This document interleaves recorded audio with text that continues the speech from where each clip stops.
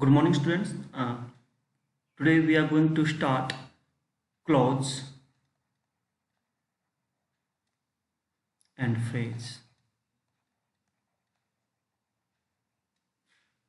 So, dear, before starting this topic, some things we should keep in mind. कुछ चीज़ें हमें ध्यान में रखनी है. पहले तो हम बात करते हैं डियर सेंटेंस की. सेंटेंस का स्ट्रक्चर जो होता है वो होता है subject, verb and other word will say, या ऑब्जेक्ट हम कह सकते हैं. ऑब्जेक्ट ये हो सकता है. सेकंड, क्लॉज क्या होता है डियर? तो डियर क्लॉज भी का जो स्ट्रक्चर होगा सब्जेक्ट, वर्ब और अदर वर्ड हो भी सकता है और नहीं भी हो सकता है ना. अब इसका मतलब क्या डियर कि इसमें जो ऑब्जेक्ट है, कई बार क्या होता है डियर कि इसका मीनिंग निकलता है, यानी कि ये मीनिंगफुल हो भी सकता है, और मीनिंगफुल नहीं भी हो सकता है.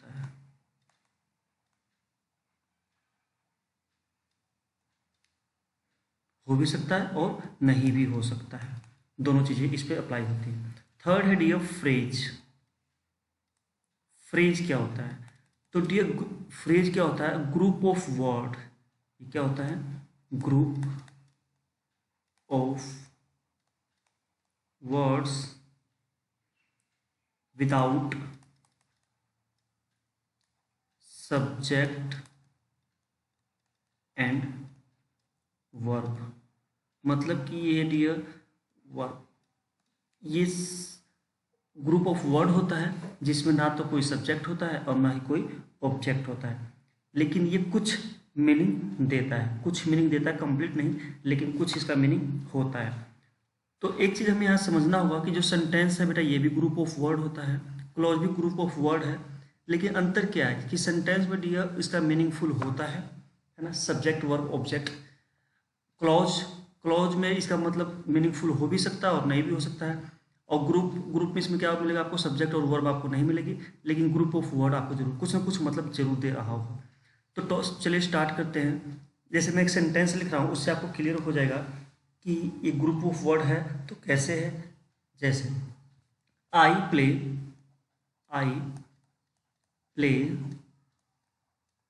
Cricket in the evening. अब देखो डियर, आई प्ले क्रिकेट. अब ये इन द इवनिंग ये क्या है? तो डियर ये हो गया आपका फ्रेज.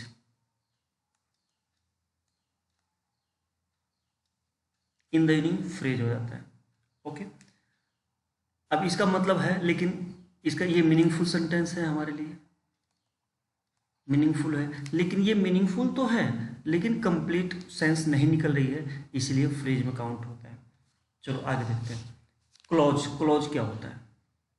तो हम क्लॉज की बात करें डियर, तो क्लॉज को बेसिकली हम दो टाइप से डिवाइड करते हैं. क्लॉज जैसे एक होता है प्रिंसिपल क्लॉज और दूसरा होता है सुबॉर्डिनेट क्लॉज.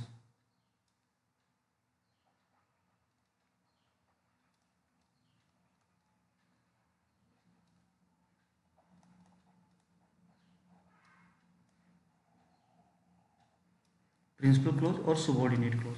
अब प्रिंसिपल क्लॉज क्या होता है? तो इसकी कुछ बातें हैं जो हमें ध्यान में रखना होता है. जो प्रिंसिपल क्लॉज होता है बेटा, इसका अपना एक स्ट्रक्चर होता है, यानी कि इसमें सब्जेक्ट, वर्ब और अदर वर्ड या ऑब्जेक्ट आपको देखने को मिलता है. दूसरी चीज़ ये है कि ये बेटा ये मीनिंगफुल होता है, ये सेंसफुल होता है, मीनिंगफुल होता है.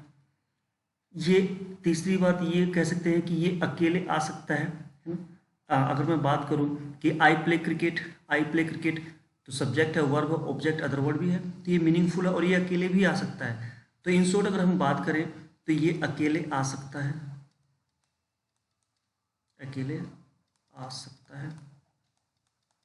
जैसे अगर मैं बात करूं आई प्ले क्रिकेट, तो क्या ये मीनिंगफुल है? तो बिल्कुल है मीनिंगफुल. तो हम यहाँ लिख सकते हैं आई प्ले क्रिकेट। अब देखो यहाँ पे क्या है, इसका जो होता है डियर, इसका भी स्ट्रक्चर होता है सब्जेक्ट वर्ब और अदर वर्ड। हो भी सकता है, इसका मीनिंगफुल हो भी सकता है और नहीं भी हो सकता है। मीनिंगफुल दोनों 50-50 हो भी सकता है, यस और नो, दोनों बातें लागू होती हैं। जैसे अगर हम बात करें कि ऊपर वाले की बात करें, जैसे I play cricket in the evening, अगर मैं ये लिखूं इन द इवनिंग, तो क्या ये पूरा अर्थ समझ में आ रहा है, क्लियर है कि क्या कहना चाहता है? इन द इवनिंग कुछ मतलब है, पार्सली मीनिंगफुल है लेकिन कंप्लीट नहीं है। मतलब कि एक चीज़ और समझ में आई कि ये अकेले नहीं आ सकता, अकेले नहीं आता है, इसको क्या चाहिए, इसको कोई ना कोई प्रिंसिपल क्लोज चाहिए। तो आई थिंक बेटा आपको यहाँ तक क्लियर हो गया होगा। अब चलो एग्जाम्पल से समझने की कोशिश करते हैं। जैसे मैं लिखता हूँ if you work hard, if you work hard you will pass, you will pass. अब देखो यहाँ पे दो चीजें हैं,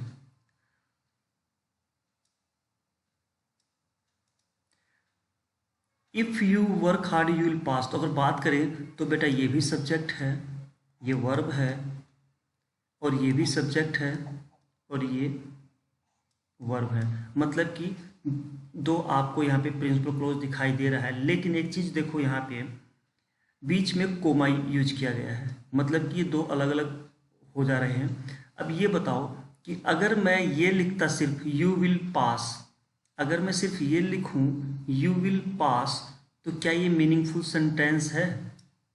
तुम पास हो जाओगे, तो बिल्कुल है।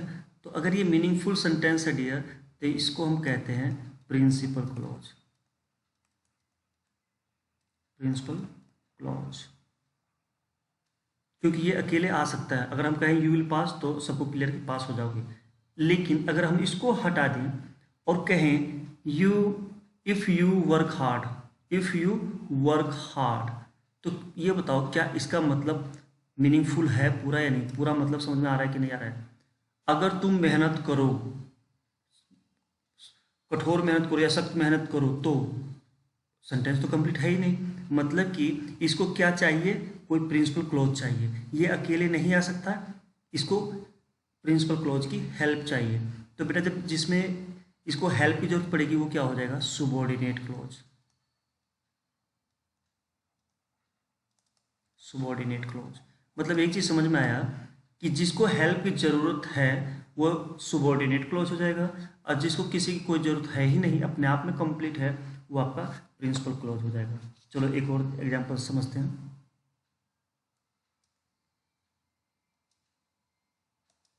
Yes, I will wait for you, I will wait for you, comma till you come, till you come. ठीक है, अब देखो इसमें सब्जेक्ट देखते हैं, ये आपका सब्जेक्ट हो गया, ये आपकी वर्ब हो गई, अदर वर्ड हो गया, यहाँ पे भी आपका सब्जेक्ट है और ये आपकी वर्ब है। अब ये देखो बेटा कि इसमें मतलब किसका निकलता है और किसका नहीं निकलता है। तो अगर मैं ये कहूँ I will wait for you, मैं तुम्हारा वेट करूँगा, मैं तुम्हारा इंतजार करूँगा, तो क्या ये मतलब निकल रहा है dear, I will wait for you? तो यस डियर, इसका अपने आप में मतलब निकल रहा है, ये अकेले यूज हो सकता है, तो ये क्या हो जाएगा, प्रिंसिपल क्लॉज। और टिल यू कम, जब तक तुम नहीं आओ, जब तक तुम आओ, तो क्या ये मीनिंगफुल है? तो नहीं डियर, ये अकेले मीनिंगफुल नहीं है, इसलिए ये क्या है, subordinate clause, subordinate clause.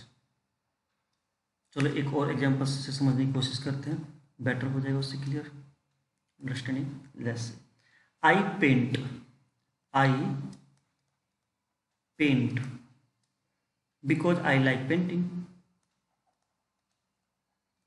Because I like painting. अब यहाँ पे देखो dear, I paint because I like painting. अगर एक देखिए, ये हमारा सब्जेक्ट हो गया, ये हमारा वर्ब हो गई, फिर ये हमारा सब्जेक्ट और ये हमारा वर्ब और ये ऑब्जेक्ट या अदर वर्ड कह सकते हो। तो अब ये देखो, दो आपके सब्जेक्ट वर्ब हैं, लेकिन मतलब किसका निकल रहा है? सॉरी, ये पेंट टी होना चाहिए था, है ना। तो आई पेंट, मैं पेंट करता हूँ, ये अपने आप में मीनिंगफुल है, तो ये हमारा क्या हो जाएगा? Principal clause. और बिकॉज आई लाइक पेंटिंग, क्योंकि मैं पेंटिंग पसंद करता हूँ, तो क्या ये मीनिंगफुल है, लेकिन पार्शली है, इसको सब प्रिंसिपल क्लॉज की जरूरत पड़ेगी, तो ये आपका क्या हो जाएगा? सुबॉर्डिनेट।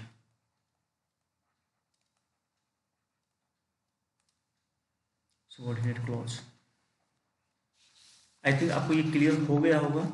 चलो अब आगे देखते हैं डियर।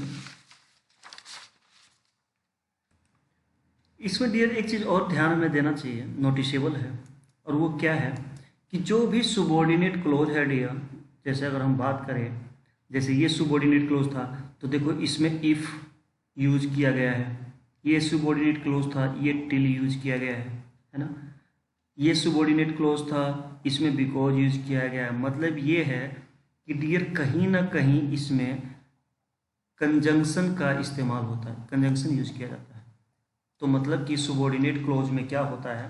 कंजंक्शन आपको देखने को मिलेगा। जैसे अब मैं कुछ सेंटेंस लिख रहा हूँ आगे, उससे और ज़्यादा क्लियर हो जाएगा, easily you can identify it. Let's see, this is where he lives,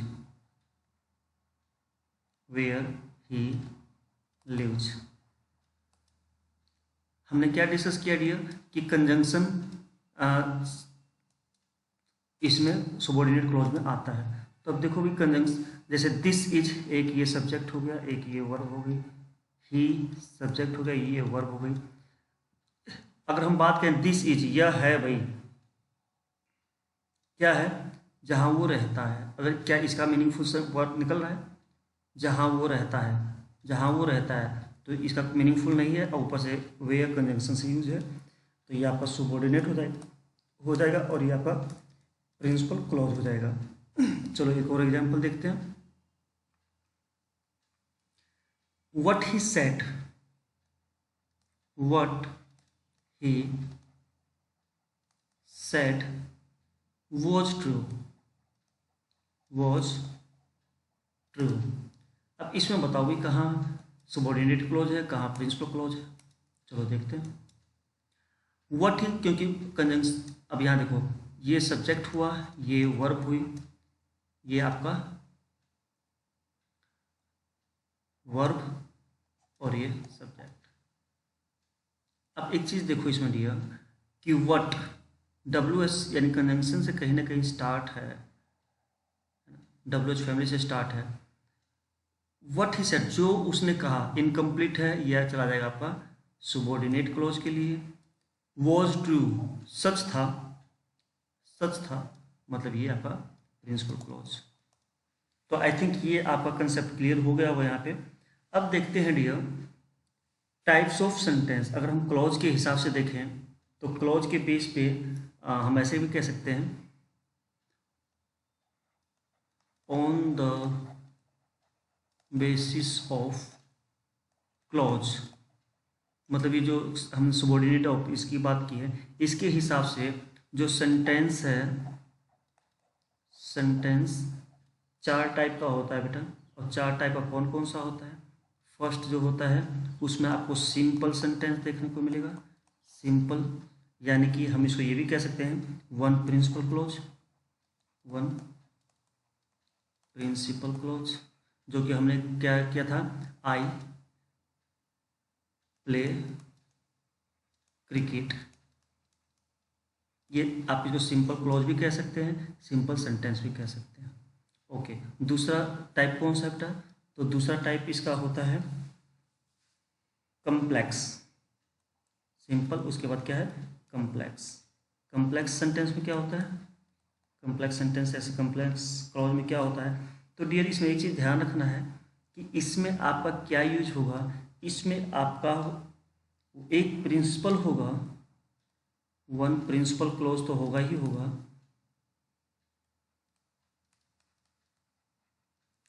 plus इसमें आपको सुबॉर्डिनेट क्लोज भी मिलेगा, subordinate close.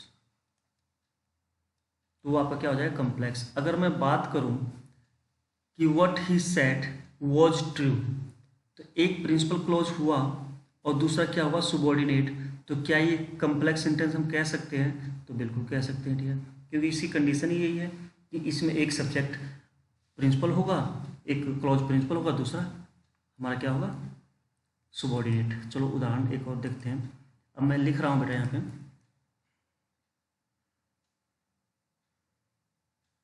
If you work hard, complex का ही बात करते हैं, या इसको एक और, आई नो, मैं जानता हूं क्या, दैट ही वॉक्स, मैं जानता हूं कि वो काम करता है। यहां तक भी सेंटेंस कंप्लीट है। ओके, अब देखो इसमें सुबॉर्डिनेट एक भी हो सकता है, ये सुबॉर्डिनेट क्लोज एक भी हो सकता है और एक से ज़्यादा भी हो सकता है, more than one, more than one, यानी एक सुबॉर्डिनेट क्लोज मिलेगा या एक से ज़्यादा भी मिल सकता है। अगर इस सेंटेंस को मैं यहीं छोड़ देता, आई नो दैट ही वॉक्स, वो काम करता है, तो ये आपका कम्प्लेक्स सेंटेंस हो जाता है ना। अब आगे देखते हैं। अब मोर देन वन होता तो इसके आगे मैं ये भी जोड़ सकता था, वेन एवर ही लाइक्स, जब भी वो मन करता है वो काम करता है, मुझे पता है। तो देखो, एक तो ये सुबॉर्डिनेट क्लोज हुआ, एक ये सुबॉर्डिनेट क्लोज हुआ, यानी कि कम्प्लेक्स सेंटेंस में एक तो प्रिंसिपल होगा ही होगा, प्रिंसिपल क्लोज, और सुबॉर्डिनेट एक भी हो सकता है और एक से ज़्यादा भी हो सकता है। अब देखो बेटा, थर्ड टाइप कौन सी है? थर्ड होता है dear compound.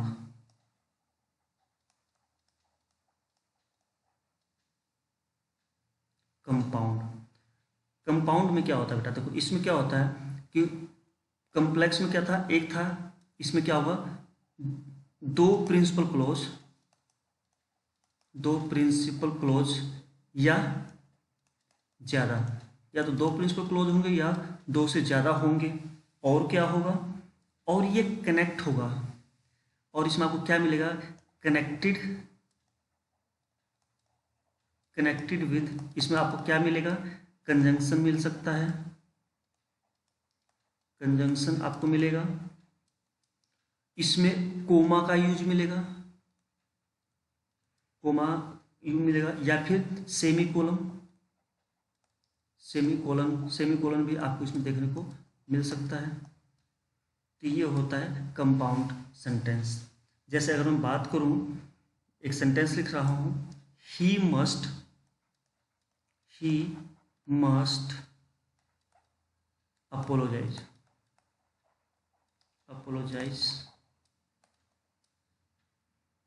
he will be punished, he will be punished। अब देखो यहाँ पे क्या है, इसमें सेमीकोलन है ना, और ये आपका एक कंपाउंड ये है, सॉरी एक प्रिंसिपल ये और एक प्रिंसिपल ये है, तो दो प्रिंसिपल हो गया, आपको सेमीकोलन भी मिल गया। ओके, अब देखो बेटा, कंपाउंड कॉम्प्लेक्स जो फोर्थ पार्ट होता है बेटा, फोर्थ टाइप होता है, वो होता है कंपाउंड कॉम्प्लेक्स, या हम इसको क्या बोलेंगे, मिक्स्ड भी बोल देते हैं, मिक्स्ड। अब इसकी खासियत क्या है बेटा? तो इसकी खासियत ये है कि इसमें दो या दो, टू और मोर देन टू और more than two principal clause, ये आपको मिलेगा ही मिलेगा, प्लस और क्या मिलेगा आपको, इसमें आपको मिलेगा one subordinate, one subordinate, one subordinate clause. अब देखो तीसरे और चौथे में क्या अंतर था, इसमें देखो बेटा दो प्रिंसिपल या दो से ज़्यादा यूज तो थे, लेकिन इसमें सुबॉर्डिनेट क्लॉज नहीं था। लेकिन यहाँ पे आपको क्या मिल रहा है, सुबॉर्डिनेट क्लॉज आपको मिलेगा ही मिलेगा। जैसे एग्जांपल से समझने की कोशिश करते हैं, if you come here, if you come here, comma, I will meet you, I will meet you, comma, and we